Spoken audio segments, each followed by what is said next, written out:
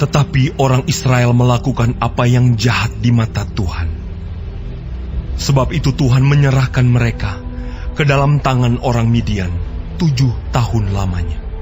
Dan selama itu, orang Midian berkuasa atas orang Israel. Karena takutnya kepada orang Midian itu, maka orang Israel membuat tempat-tempat perlindungan di pegunungan, yakni gua-gua dan kubu-kubu.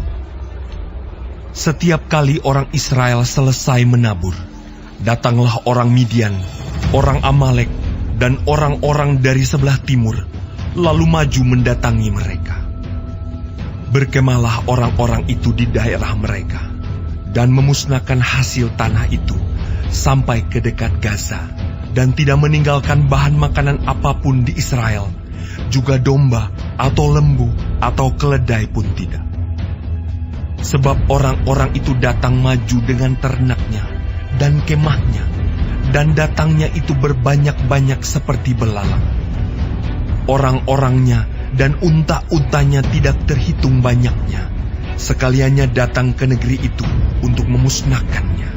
Sehingga orang Israel menjadi sangat melarat oleh perbuatan orang Midian itu. Lalu berserulah orang Israel kepada Tuhan.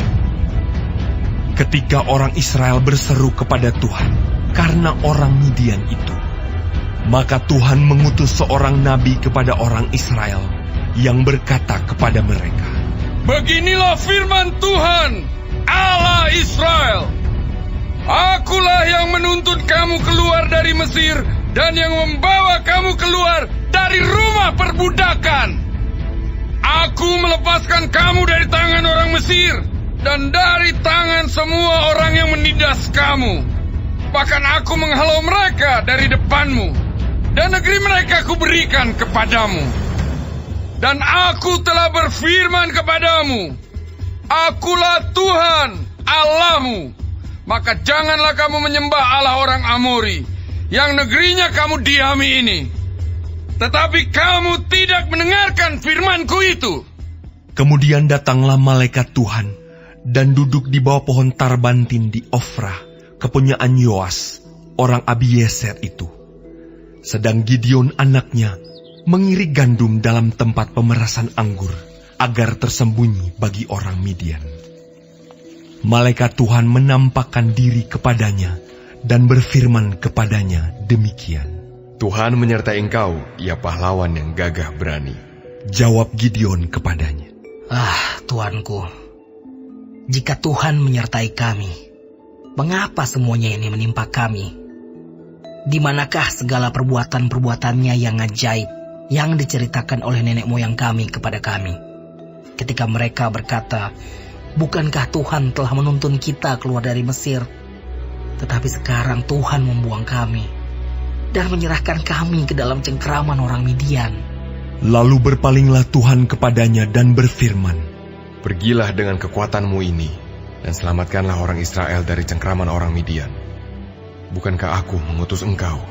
Tetapi jawabnya kepadanya, Tuanku, dengan apakah akan kuselamatkan orang Israel? Ketahuilah, kaumku adalah yang paling kecil di antara suku Manasye, dan aku pun seorang yang paling muda di antara kaum keluargaku. Berfirmanlah Tuhan kepadanya, "Tetapi akulah yang menyertai engkau.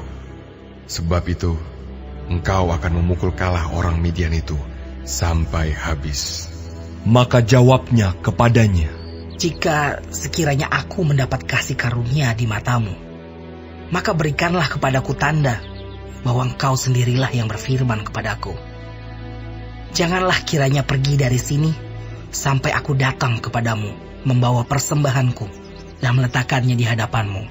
Firman-Nya, "Aku akan tinggal sampai engkau kembali." Masuklah Gideon ke dalam, lalu mengolah seekor anak kambing dan roti yang tidak beragi dari seefa tepung. Ditaruhnya daging itu ke dalam bakul dan kuahnya ke dalam periuk. Dibawanya itu kepadanya ke bawah pohon tarbantin, lalu disuguhkannya. Berfirmanlah malaikat Allah kepadanya, "Ambillah daging dan roti yang tidak beragi itu, letakkanlah ke atas batu ini, dan curahkan kuahnya. Maka diperbuatnya demikian. Dan malaikat Tuhan mengulurkan tongkat yang ada di tangannya. Dengan ujungnya disinggungnya daging dan roti itu. Maka timbullah api dari batu itu dan memakan habis daging dan roti itu. Kemudian hilanglah malaikat Tuhan dari pandangannya. Maka tahulah Gideon bahwa itulah malaikat Tuhan. Lalu katanya, "Celakalah aku, Tuhanku Allah, sebab memang telah kulihat malaikat Tuhan dengan berhadapan muka." Tetapi berfirmanlah Tuhan kepadanya, "Selamatlah engkau, jangan takut, engkau tidak akan mati." Lalu Gideon mendirikan mezbah di sana bagi Tuhan dan menamainya Tuhan itu keselamatan. Mezbah itu masih ada sampai sekarang di Ofra, kota orang Abiezer. Pada malam itu juga Tuhan berfirman kepadanya, "Ambillah seekor lembu jantan, kepunyaan ayahmu, yakni lembu jantan yang kedua, berumur 7 tahun. Runtuhkanlah mezbah Baal kepunyaan ayahmu, dan tebanglah tiang berhala yang di dekatnya. Kemudian dirikanlah mezbah bagi Tuhan Allahmu. Di atas kubu pertahanan ini dengan disusun baik. Lalu ambillah lembu jantan yang kedua, dan persembahkanlah korban bakaran dengan kayu tiang berhala yang akan kau tebang itu." Kemudian Gideon membawa 10 orang hambanya, dan diperbuatnyalah seperti yang difirmankan Tuhan kepadanya. Tetapi karena ia takut kepada kaum keluarganya dan kepada orang-orang kota itu untuk melakukan hal itu pada waktu siang, maka dilakukannya pada waktu malam.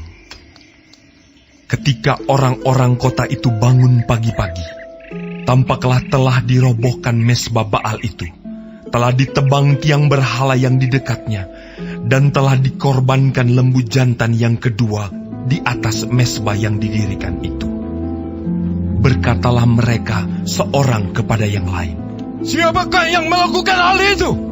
Setelah diperiksa dan ditanya-tanya, maka kata orang, Gideon bin Yoas, dialah yang melakukan hal itu. Sesudah itu, berkatalah orang-orang kota itu kepada Yoas, Bawalah anakmu itu keluar. Dia harus mati. Karena ia telah merobohkan mezbah Baal. Dan karena ia telah menebang tiang berhala yang di dekatnya. Tetapi jawab Yoas kepada semua orang yang mengerumuninya itu, Kamu mau berjuang membela Baal? Atau kamu mau menolong dia? Siapa yang berjuang membela Baal akan dihukum mati sebelum pagi. Jika Baal itu Allah, biarlah ia berjuang membela dirinya sendiri setelah mezbahnya dirobohkan orang. Dan pada hari itu, diberikan oranglah nama Yerubbaal kepada Gideon, karena kata orang, Biarlah Baal berjuang dengan dia setelah dirobohkannya mezbahnya itu. Seluruh orang Midian dan orang Amalek dan orang-orang dari sebelah timur telah berkumpul bersama-sama. Mereka telah menyeberang dan berkemah di lembah Yisrael. Pada waktu itu, Roh Tuhan menguasai Gideon. Ditiupnyalah sangkakala dan orang-orang Abiezer dikerahkan untuk mengikuti dia. Juga dikirimnya pesan kepada seluruh suku Manasye, dan orang-orang ini pun dikerahkan untuk mengikuti dia. Dikirimnya pula pesan kepada suku Asher, Sebulon, dan Naftali, dan orang-orang ini pun maju untuk menggabungkan diri dengan mereka. Kemudian berkatalah Gideon kepada Allah, Jika engkau mau menyelamatkan orang Israel dengan perantaraanku, seperti yang kau firmankan itu, maka aku membentangkan guntingan bulu domba di tempat pengirikan. Apabila hanya di atas guntingan bulu itu ada embun, tetapi seluruh tanah di situ tinggal kering, maka tahulah aku bahwa engkau mau menyelamatkan orang Israel dengan perantaraanku. seperti yang kau firmankan. Dan demikianlah terjadi, sebab keesokan harinya, pagi-pagi ia bangun. Dipulasnya guntingan bulu itu, dan diperasnya air embun dari guntingan bulu itu, secawan penuh air. Lalu berkatalah Gideon kepada Allah, Janganlah kiranya murka-Mu bangkit terhadap aku, apabila aku berkata lagi, sekali ini saja. Biarkanlah aku satu kali lagi saja mengambil percobaan dengan guntingan bulu itu. Sekiranya yang kering hanya guntingan bulu itu, dan di atas seluruh tanah itu ada embun. Dan demikianlah diperbuat Allah pada malam itu, sebab hanya guntingan bulu itu yang kering, dan di atas seluruh tanah itu ada embun.